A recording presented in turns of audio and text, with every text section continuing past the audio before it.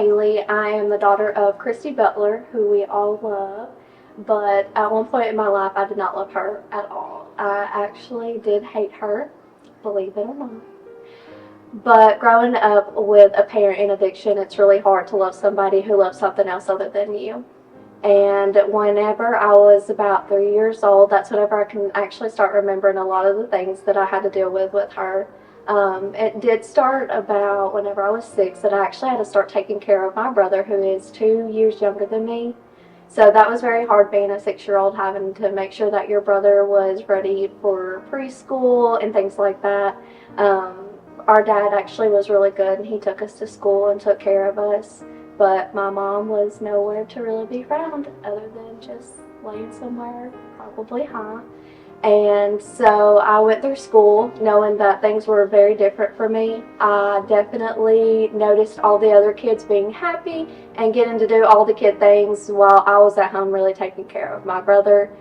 We didn't have very much to show for it at all. We moved a whole lot. Most of the time it was from junkie trailer to the next junkie trailer. We had a lot of their friends that came over to do drugs as well, so we definitely were around things that we shouldn't have been at the age that we were. I remember at one point in my life that my mom had taken me to a place, and I asked her actually not too long ago about this place because I actually thought it was just a dream. I asked her about what we were doing at this place. It had a whole bunch of beds in it. There was another woman in there. I remember I was trying to fight for a bunk bed because that's where I wanted to go, and now I know that we were at a homeless shelter because she was trying to take me away from being where we were. But we finally went back to my dad and my brother. Things just tried to be as happy as they could, although they weren't. I grew up pretty much with an absent mom because she, like I said, was worried more about doing drugs such as meth and pills and everything else in between. So as I got older, especially into my teenage years, it was a little bit harder because she did get clean for a while, so I really had a lot of hope in her. It was about 12 years old that I had really trusted my mom. She had been clean for a very long time, so I was really excited to get to be with her in that sense, except she ended up relapsing, and it was that day that it completely broke me whenever I got a phone call from the jail, and I hung up immediately. I did not want to talk to her. I didn't want anything to do with her whatsoever, so I actually ignored her for a very long time. My grandmother actually did tell me that she did decide that she was going to go to rehab. She actually went to the Women of Hope, so I was hoping that things were going to be good, but I still didn't trust her. I didn't want anything to do with her. She was going to have to earn that back before anything. So it took about 3 months, I would say, 3 or 4 months. I finally let my guard down a little bit, and I decided that I was going to go to the Women of Hope Church with my grandmother just to make her happy, not to see my mom, but I always wanted to make my grandparents happy, considering the fact that they took us in whenever we were very little. So whenever we went, I saw her, and I just immediately knew that she was a different person. I knew she wasn't done with what she was doing, but I knew that she was going to be getting there. She did end up relapsing, so about her 12 years of being in addiction, it took a toll on me for sure. It hurt to know that I didn't have a mom there. It hurt to know that she loved something else other than me, and it hurt to know that she could do that to me and my brothers. After having my baby, it's really hard to see that somebody could do something like that, but honestly now, I wouldn't change any of it for the world because it's made me who I am today, and I know it's made my brothers who they are today, and we are very strong people, and honestly I feel like we could get through anything. But I do have to say a huge thank you to my mom, because if it wasn't for her, I don't know where I'd be. She definitely built me up as a person, in the worst way and a good way now, especially having Adeline, who is 4 years old. She's been there just about every single day with me and Adeline, especially after having her. She taught me how to be a mom for sure. She was there every single day for the first 3 months of me having Adeline. So knowing that after all the bad, there was still that good at the end. And I couldn't be more proud of her, especially seeing her with these women and how she takes care of them. It's so great to know that there's somebody out there that does this, because there was not a lot of people like that whenever my mom was going through rehabs, and she went through a lot. So it's really nice to have her around, especially for these girls, because me and Adeline, we love these girls more than they will ever know, and we love Mimi more than she will ever know, and we love Pastor Marcy, and we're so thankful for her for opening the Women of Hope, and especially opening her arms to my mom, because my mom probably wouldn't be alive if it wasn't for her. Hi, my name is Kristie, and I'm a faithful believer in Jesus Christ. I am the director at the Women of Hope right now, but it was not like that at first. At the first of my addiction, it was really bad. I put my children through a lot. I put my parents through a lot. I put my whole family through a lot.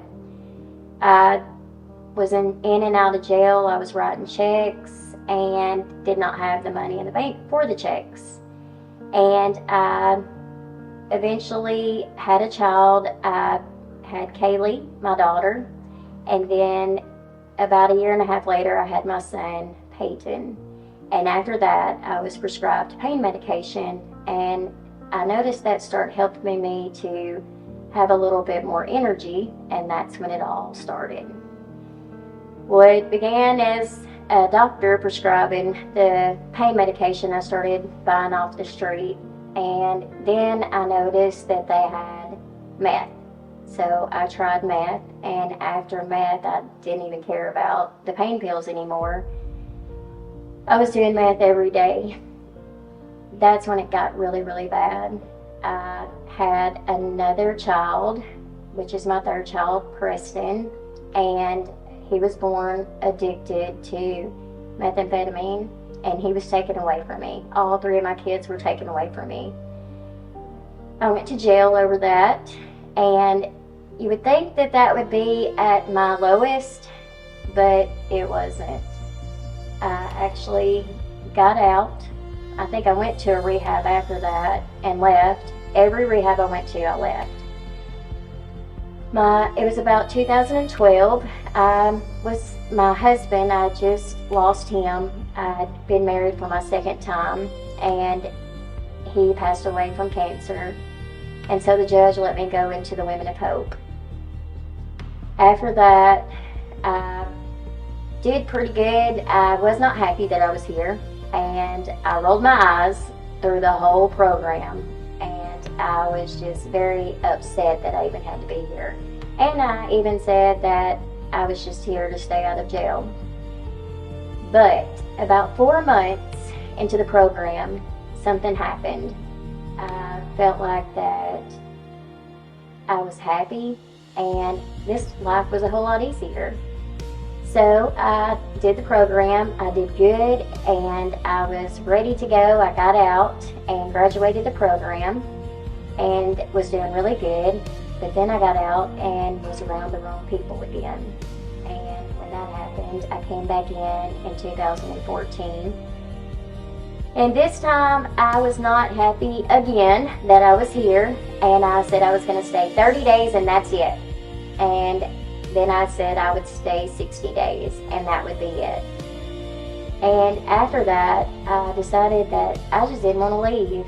And that's when I really had my connection with God.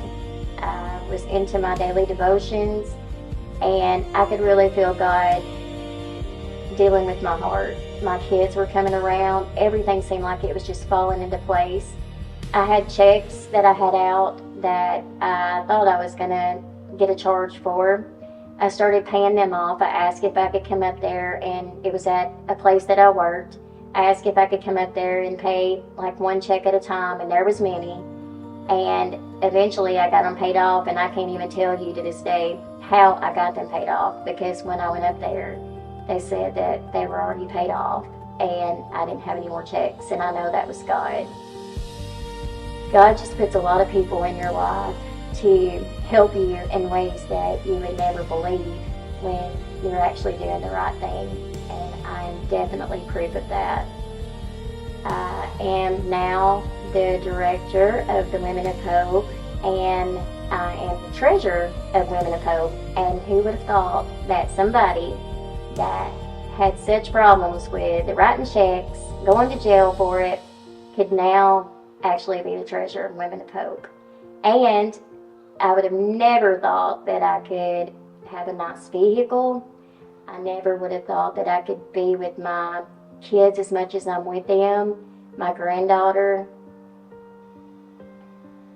I can't even tell you how much God has done just to be able to be with my daughter while she had my granddaughter in the hospital. That was just a truly blessing that I was able to do. And I know that if I was in addiction, she would not let me be around her. And so it's definitely a blessing. Everything's a blessing that has happened out of my life. And would I go back and change things?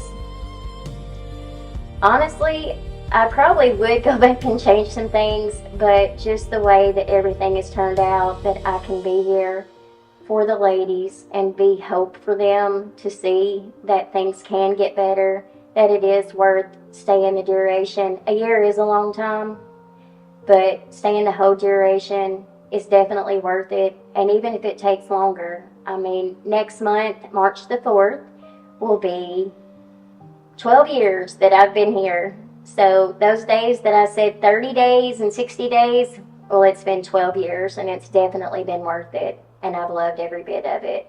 And I thank God for everything.